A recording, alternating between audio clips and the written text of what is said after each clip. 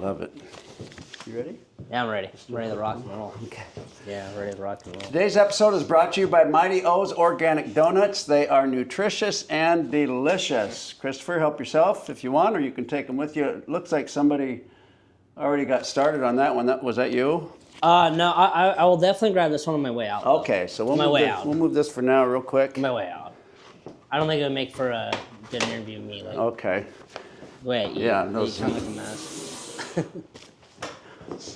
And I look in here. Okay. A little bit there. There we go. Welcome to the Downtown Dogs. My name is Jimmy Rogers. I never want to catch my guest off guard, so I always send them a handful of potential questions before the interview. Favorite word, least favorite word, favorite noise, least favorite noise. Today's guest responded to those potential questions with, I prefer to keep the discussion Husky related. That's a first in over 100 interviews. Oh, wow. I thought this guy might have been able to play for the 1984 Purple Rain defense. It's my honor to introduce the creator and administrator of the UDUB Dawg. Christopher, how are you? Doing pretty good. Thank you so much for making the journey up here. Yeah, it was quite the trek with these Uber drivers. You never know. Did you stay in Tukwila and then you were going to take the light rail from Tukwila? I was, yes, I was going to. But I think who was the announcer? Keith Jackson had a quote: "More stray dogs than Tukwila." I never knew what he was referring to. I think Keith Jackson had a lot of words. A lot of times, I don't think any of us knew what he meant. Yeah. I miss him. I miss him too. Another one was Big Uglies. Oh yeah, the Big Uglies. The Alabama Bowl. Anyhow, thank you so much for creating the UDUB Dawg. Yeah, I really appreciate it. It's very informative. Can you tell us a little bit about yourself? You said you grew up in... I grew up in Longview, Washington. Went to R.A. Long High School down there. And as far as the UDUB Dawg, it's just, I feel like, you know, our social media platforms and our school and the school in general, I feel like they kind of do a poor job of honoring our past. Because unlike that school in Eugene, like, we actually have a past. We have a great, you know, rich tradition, and I just have always wanted to honor that. I grew up with it, you know, my grandpa and my dad telling me stories about all these legendary teams going all the way back to Hugh McElhenny. So it's like, you know, I just wanted to have a platform to celebrate the University of Washington. So your parents were, I'm sorry to interrupt you, your parents were obviously Husky fans? Yes. And are they also from Longview? Yeah, they are from Longview, yes. Mm-hmm. My mom went to Mark Morris, my dad went to R.A. Long. Okay. Mark Morris, Andy Mason. Now the UDUB Dawg has, over 24,000 followers? Yeah, we've gotten it. Did you start it from scratch and then? No, I was with other people, but I felt like I was doing a lot of the heavy lifting. So, and with Facebook and just in general social media, it's about the algorithm. So you want to like optimize the algorithm, and I felt like I did the best job of that. So now I've just kind of like taken sole custody of it, you know, and just I run it by myself because, you know, if you notice on my page, I try not to ever have like posts like overlapping. You try to give it at least an hour of space, because if you just do rapid fire posts, then you're not going to maximize your stuff. And I always try to schedule a post at 6 p.m. and at 6 a.m.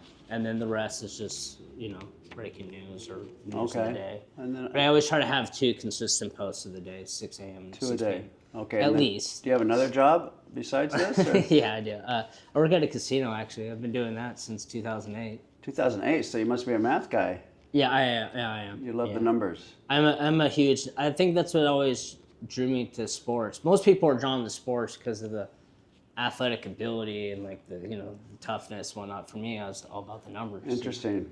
I think that's probably why I'm a big baseball person. Yeah, very much. A lot of people are, I know it's baseball, it's kind of a dying sport because I call it the generation below me, the TikTok generation, they don't have the attention span, but I still love it. It's a clip culture. It's all about. Yeah. I believe baseball has more moral fiber than any other sport.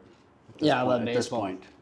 Yeah, and that's what I love about football too, and just, comparing the past and to now, and it is different, and I think people need to recognize that when you look at numbers, especially passing numbers, because nowadays, everyone is throwing the ball over the place where they weren't back then. 40, 50 times a game. Yeah, like the recent quarterback for UW, Will Rogers, like people were constantly quoting how he was like the second all time in SEC history in passing yards. Like, well, he played for Mike Leach. It's like, like half of the all time Pac-10 leaders in passing yards were all Wazoo quarterbacks because they played for Leach. It's not a correlation. Interesting. So you bring in more information to your website than most that I've seen out there. For example, you brought up Gil Dobie the other day, who most people have no idea. Most Husky fans have no idea who Gil Dobie is. And that's a shame. That really is.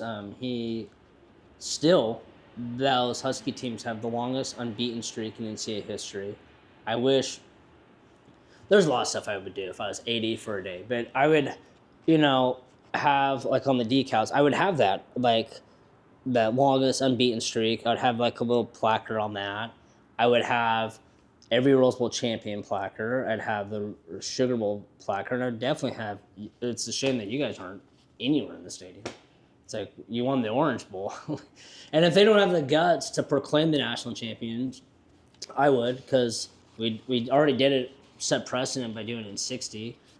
If you don't have the guts to at least do that, at least put up a 1985 Orange Bowl. But yeah, for Gil Dobie, I wish they would have something around the stadium on him in that era, because it was historic. I think it's 63 or 64 game unbeaten streak, because he was I know he was 58-0, and I forgot the exact number of ties, like 3 or 4. But it sounds like his statistics beat Saban. Yeah. They beat Alabama. They beat all these other winning streaks. I get the impression that we have to defend our championships almost instead of honor them.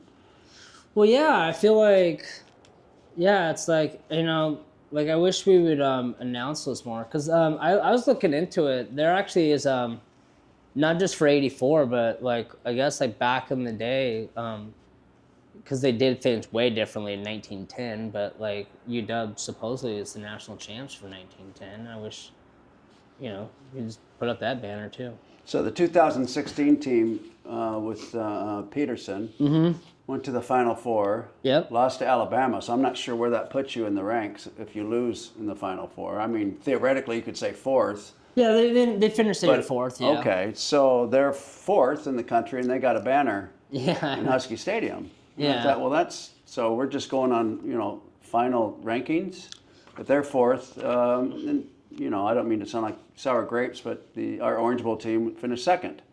Arguably should have been first. It was a tie vote, if you don't mind me. I'm getting a little worked up here. Yeah, it was a tie vote going into 1, 2 in the morning, East Coast, and the final vote, the tiebreaker, was Jim Walden. He voted for BYU. Yeah. Because they went undefeated with Robbie nobody. Bosco faked an injury and came back in and ran full speed, or some childish. Yeah, it's like that one. I have always argued that in the BCS era and in the 14 college football playoff era, and under that structure, that BYU team, I don't even think gets invited, let alone win a national championship. And I think in this current format, I think they would have been like what we just saw at Boise State. They would have had their bye, and they would have went, boom, one and done. They would have been. They were, at that point in time, they were more of a JV team. Yeah, because especially back when there was a wider gap between the big power programs, conferences, I should say, than those type of conferences. The gap was huge. It's shrinking a little bit, but now because the portal is a weird. I don't know if the portal is going to widen the gap or shrink the gap. I still haven't decided that yet. Because on one hand, it's widening it because these big schools are picking from the little schools. But on the other hand, you have like these 4- and 5-star kids who are so impatient for these big schools. If they're not playing within a year, they're dropping down to the. So it's, I still haven't decided that one yet. Interesting. Do you think things are starting to level off with the NIL money, or? I mean, is there just going to be 4 teams at the end of the day? I feel like there was more parity last year than most years. like I know everyone says like NIL and the portal is ruining the game, but I think in some ways it leveled the playing field because, I mean, we just recently remember like it was like Alabama was either winning the national championship, or they were playing for the national championship, probably like 9 times in a 11-year span. Right. Like, Yeah. Right. Like that to me is dumb. And that's why Saban hightailed out of there because he knew his big advantage because they were able to stack talent. They were able to have, you look at some of those depth charts they've had. Like they had like 1 year they had like 5 running backs who ended up starting in the NFL. Nowadays it doesn't happen. 3 of those kids are like, oh, I want to play. They're gonna go elsewhere. Milroe, any thoughts there? I like him. For Do the you? Seahawks. I was happy Why? with them. I think from one thing, Saban said he's one of the best leaders he's ever had. And Saban doesn't give compliments. I didn't often. see that on the field. Yeah. That's interesting. He said he was a great leader. He's a great runner. Now his passing has to do a lot of work. So I think for him to succeed, you have to believe in the development. He definitely has a huge ceiling. I'd say, So potential.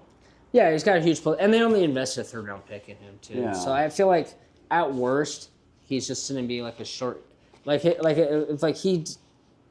he can't make it as a passer, he's still going to be a short yardage weapon, red zone guy. Okay. So well, I totally disagree with you. I think Yeah. it was a horrible pick. Yeah. And I think that he'll be gone within a year or two. But I see things differently. You remember that movie with Kevin Costner, Draft Day? And nobody went to that kid's party? Yeah. The #1 draft pick? I remember that. Yeah. I saw Milroe, fumble the ball and, behind by 2 touchdowns, and maybe he scores, and they're going to lose the game. Mm-hmm. And I see him do a dance in the end zone, and I'm like, I don't know, man. Either things have changed and I'm getting full of vinegar, or I could be wrong. I hope I'm wrong. Yeah. I hope I'm wrong, but I've seen so many of these throughout my life. Potential. But the thing is, though, if that had been a 1st or 2nd-round pick, I would have absolutely hated it. Okay, but you're going one more round lower, and it was a late 3rd too. Keep in mind, it was like the bottom of the 3rd. Mm-hmm. I was okay with that pick. Mm-hmm. I do think people are sleeping on Sam Darnold, which I don't get. I love that pick. Because he was the 3rd pick coming out, and he had a great year last year. He sure I've did. always loved him coming out of college, and I just felt like he was in bad situations. The Jets were a mess. That year where he was bad with Carolina, Baker Mayfield was bad, and last I saw, he's a pretty good quarterback. So. If you and I were running the team, the #1 question has to be, can that quarterback take us to a Super Bowl and win it? And the I feel like answer, Darnold I could. feel like he could too, absolutely. Whereas I feel like Geno Smith could not. I felt like he could not, and No. they're putting all this into him with the Raiders now? I don't get it. I think that's Pete Carroll's If it was a blind cheap- eye.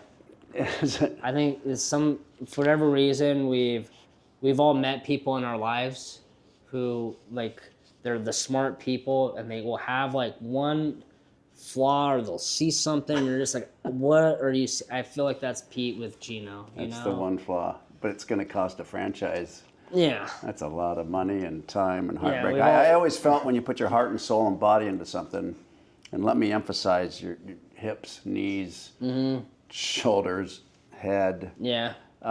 you should be honored. And my case in point is Dave Hoffman. So here's a guy that received Pac-10, I think it was, when they played Defensive Player of the Year. He did in '92, yeah. That's an incredible honor. 2-time All-American. You would think that person would automatically have 5 years in the NFL. Yeah. Not the case. Now, what people don't realize about Dave Hoffman is he was on crutches during the week, but he played every Saturday. No NIL. And that's why I'm for NIL. Is Absolutely. The NIL for me is not for the guys like Michael Penix Jr. who are going to make money in the NFL. It's for the Dave Hoffmans or our recent running back Dylan Johnson, who literally. What happened? I'm just saying he's Is he a free agent though, or did he get drafted? He never got drafted, Dylan, Okay. and he's already. I think he's out of it. But when he left UW, that guy had. Remember, he was playing against Oregon on a broken foot. Like the guy, he gave his whole to go to that national championship game, and those are the kind of guys that I'm happy for NIL because those are I the totally, people. I totally agree with you. And like he you got injured and could not get up on one playoff game. Mm-hmm. And I remember Heward was making a comment about, get up, get off the field. The offensive lineman should stop. That guy doesn't stay down unless he's hurt. Okay. Mm-hmm. That caused a lot of stress at the end of that game, though. Yeah, but It did cause a lot of stress, didn't it? Yeah, because they could have. If it wasn't for that, they would have ran the clock down to like 8 seconds instead of Texas had the ball at 50 seconds. And that was a weird year, like that national championship year. Sort of like a roller coaster. It reminded me of that 2000 season too. That team that took third, even though they beat Miami and Miami was second. Explain that one to me, but they're the same. But like those two teams, how they would just. They were never happy unless it was like a one-score game. And just when you thought they would have the game wrapped up, they would do something stupid and make it. But they would always, at the end, it would work its way out and win. But man, how did we lose to DeBoer? Alabama. We had the golden goose. You think? Yeah, I do. I think he's the real deal. I think as a coach he is, but his recruiting, I don't know. I think it was a combination. I think he was the perfect coach for a good roster, and a lot of those are Peterson recruits. But I've always said I think, as much as I love Peterson, I don't know if Peterson takes that roster to that level that DeBoer did. Because interesting. DeBoer in these close games, his teams similar like New Heisel in 2000. They played free and loose, and that's probably why they made a lot of mistakes. But in the clutch moments, you have to be relaxed. Whereas I felt like Chris Peterson and Jim Lambright, they both had the same, they're great coaches, but they both have the same issue of they're so structured and everything has to be on the dot, and the players felt the pressure. And that's why those two, if you look at their records in one-score games, they weren't very good because there's just, that's a great they felt point. a lot of pressure. And you saw it at the Seahawks, too. Like, Pete Carroll's kind of more loose, and his teams did well in those big situations.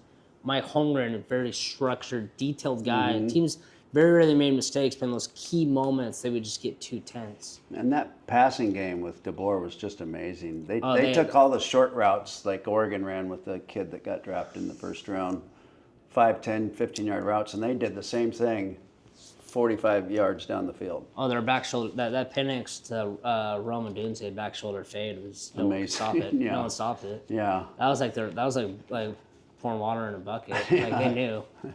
Very grateful for that team. I am too. Were you at those Oregon games or? I watched them all on TV. Yeah, I was at the game here in Seattle. I got to storm the field, and I took a selfie with Dylan Johnson, and that was such a thrill.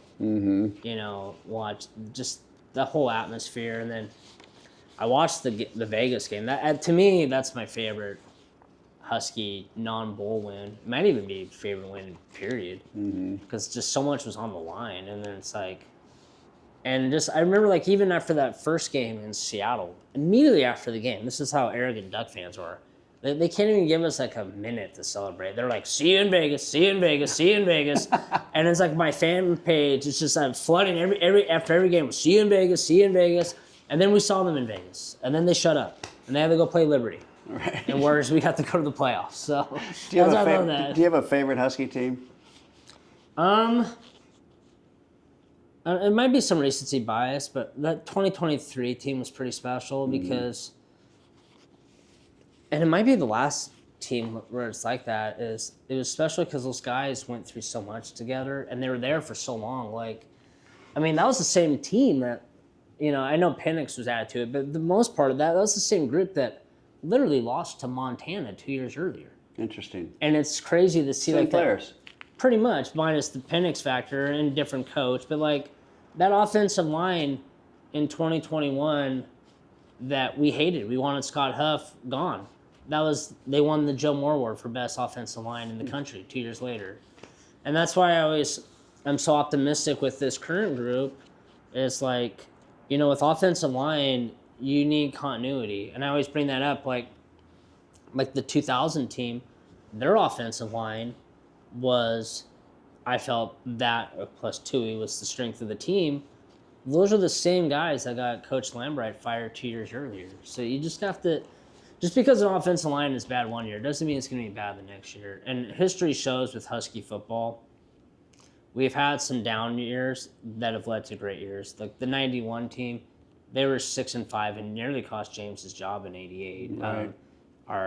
I don't want to say his name. Our president, I'll just refer to him as our school president, literally demanded to Mike Lude to fire James. He refused. And then he fired Lude and brought in Hedges, and ultimately, he got his wish in destroying the program. It just took him longer than he wanted. But How old are you? I'm 39. You're 39. That's a great number. Yeah. When's your birthday? September 19th. Your knowledge of Husky football is just overwhelming. Thank you. Yeah, my birthday is a historic day in Husky football. The upset over USC in 2009, Okay. and then probably the most famous home atmosphere, the '92 against Nebraska. Yes. That game. Was that when Tuia Sopel? No. No, Nebraska. That was Nebraska. the night game. That was Yeah. we're defending champs. Joe Kralik had a touchdown. Although if you look at the replay, I don't know if it's Okay. a touchdown today. Okay. I don't think they had the replay back then, did they? No, I don't think so. No. What for?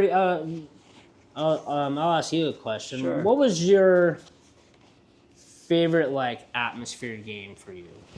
Well, freshman year, first time coming out of the tunnel was incredible. I bet. Absolutely Just that incredible, thrill. and the thrill, and you're nervous, you're excited, you've already warmed up, you're back in the locker room, you're sitting in front of your locker waiting for the final to take the field, and you're 18 years old, and you're looking down in front of you, and you see these feet, size 7 or 8 Adidas, and the same guy that's been chewing my ass out Monday through Friday, had me in tears a couple times. It's Don James. Yeah. And you look up and he shakes your hand and says, "I heard you like to hit 39." And I'm just like, "Oh my gosh, this is exciting." He says, "Have a good time out there." And then you go from that moment when you're 18 to being a 20-year-old, and same situation, you're sitting in front of your locker waiting to take the field, and you hear "Captain's up," and you're a captain. Oh my God, we took the field against Cal. We were undefeated, #1 in the country, 8-0, I believe. And the crowd went crazy when we came out of the tunnel to flip the coin. It was just so, it was such a rush. I bet. I'll never experience that feeling again in my life. That's the high. Did you know then that would be like the pinnacle of everything? Did you soak it in? No, I soaked it in, but I definitely thought there's going to be a lot more of that. Oh, I'm sure, yeah. And then, adjusting is the key. Right, yeah. So a lot of us didn't adjust very well, or a lot of us were married, or they had great support systems. And so Larry Steele, for example, blew his knee out his freshman year. Joe Steele's little brother, right? And I'm sure he'll. Wow, So he was in the top 8 players in the country. I didn't know. High school. I didn't know his brother got hurt too. The fact that he blew his knee out as a freshman, he was done. But he had the scholarship, and he went on to get a great degree. And he was Awesome. making money when we were all trying out in Canada on our 5th trip. You know what I mean? So maybe it worked out for him. It in a worked weird out way. very well for him. He's doing fantastic. Beautiful family. But the adjustment, acclimating to that, because you're built up to walk on water almost when you're playing. It is so exciting, and then to shift gears. And then that crash. That's the key. That's the key. Yeah, on a lower level for me, I was the same with high school. I was a wrestler and a football player, and my first year in college, it was an adjustment, not like having practice, not really having something. I struggled with that actually my first few years in college. Not having something to look forward to. It's like that's because every year, and for me in high school, and you're at a much higher level, it's like you are always preparing for the culmination is always the senior year, but you're working to get to that level, and then you're done, and you're kind of like. And what's more exciting than to come out and play that game? Oh, it's awesome, and like you said, it's like, that's why you do all that hard work and everything. It's those Friday night lights, in your case Saturday afternoons. It's like you look up there and to see the crowd and just. I'll tell you another heartbreak was the 9-0. We went to USC. Yeah. And flawless game. We thrived on takeovers. We had 4.3 4.3 takeaways per game, which was like might still be a record. Maybe you can check it out for me. But Yeah, that when that has to be game was Denver over, 91. if I would have told you that you've got a warrior like a Joe Kelly in the locker room after the game, and you see a Joe Kelly crying, you see a Don James eyes are full of tears, a Lambright's eyes are. It's That's probably the hardest locker room.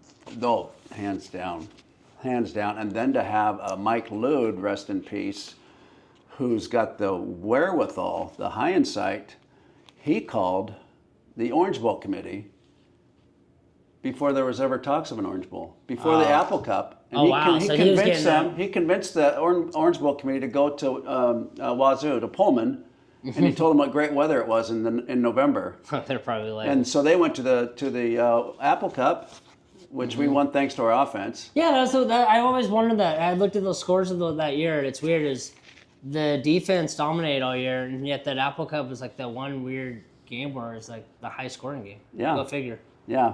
Well, keep in mind, when Don gets a good defense, that's all he cares about. We would defer the kickoff, both halves. He loved having that defense on. And then he brought the offensive play call was very conservative. So and that was his strategy a lot. He did the same thing with the 77 team. You know, and then in the Rose Bowl, he opened it up. In the Orange Bowl, we threw a reverse pass. I mean, to Danny Green for a quick 7-0, and to get ahead of a veer, a wishbone running team. I mean, once you get behind, you're done. You guys still have the last Rose Bowl shutout. Is that right? That'd be your freshman year. Sophomore year. Or your sophomore year? Second, yeah. Your second. Oh yeah. Yeah. So that would be that was still the last shutout in Rose Bowl history. And given how offenses are today, it probably will be the last shutout. That's in a Rose Bowl great history. point. Yeah. I don't. I mean, you never know. You might get some wacky matchup in the playoffs where you get some terrible team against a good team. But I would say that shutout streak's probably. I mean, it's 40 years strong. But yeah, that was a good. So your 4 years there, you went to 2 Rose Bowls and an Orange Bowl, right? 2 Rose Bowls, 2 Aloha Bowls. And then an Orange Bowl. Then the Orange Bowl. Okay. The Aloha Bowls were not fun. No, well, because of what when happened. you lose to Wazoo, Don's going to make sure you're not on a holiday of joy, even though you're in Hawaii. Well, you're supposed to be Rose Bowls. Yeah, could have been 4. Yeah, that's why I always argue. 2 plays away from 4. Yeah, I always argue that that 5-year stretch is actually. I know everyone talks about the 90 through 92, but I always say that 5-year stretch from 80 to 84 is probably James's best 5 years because, like you said, we went into the Apple Cup 5 years in a row where if you win, you're going to a major bowl game. But well, I think we're going to cut it off there because we live in a clip culture. Yeah. And so if we kept everybody's attention from the heart of Seattle, Kris, I hope you'll come back on the show. I would love make to. it a constant if you don't mind. Give us updates. I'd like that. Yeah, it'd be a kid. Represent your Facebook page is phenomenal. UDUB Doghouse. Yeah. 24,000 followers. Soon to be strong. another 24,000. Going strong. Yeah, I'm just looking at all that print stuff, and it's so symbolic of, the Purple Rain defense. It's a very special time. Oh yeah, special time, and hopefully, with my platform, the school can get on honoring you guys. Or at least have something around the stadium. That would be fantastic. If they don't have the guts to proclaim the national championship, at least put a 1985 Orange Bowl championship banner. Do something for you guys. Yeah, absolutely. I appreciate that. From the heart of Seattle, I'm Jimmy Rogers. This is Kris Shellenbarger. We are the Downtown Dogs.